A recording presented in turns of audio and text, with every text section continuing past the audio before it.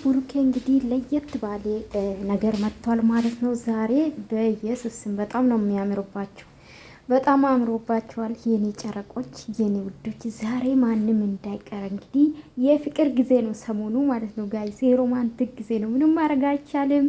ከላይ ነው። ሰላም ቤተሰብ እንዴት ናችሁ? ደህና ናችሁልኝ? አለው እግዚአብሔር ይመስገን።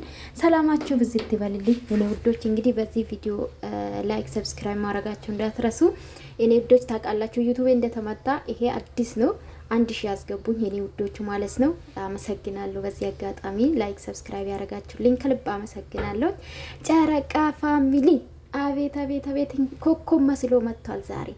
በስመ አብ እንዴት አባቱ እንዳማረባችሁ የኔ ውዶች ማለት ነው። የኔ ውቦች መጨረሻችሁን ያሳምርላችሁ። ሰሞኑ ቪዲዮ እየሰሩ ነበር። ያበደ ቪዲዮ ሮማንቲክ አይታችሁ የለ ጋይስ።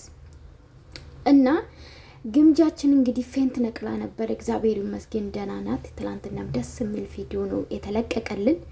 አይታችኋል ብዬ አስባለሁ። ሰሞኑ የጨረቃ ፋሚሊ በጣም ደስ ብላችኋል። እውነት ለመናገር የሰው ደስታ የሚያስደስታችሁ ብዙዎቻችሁ አላችሁ። እኔ መበረታቱኝ። በተለይ የጨረቃ ፋሚሊ በጣም ነው የሚጠብቃችሁ። ማርያምን በጣም ነው የሚጠብቃችሁ።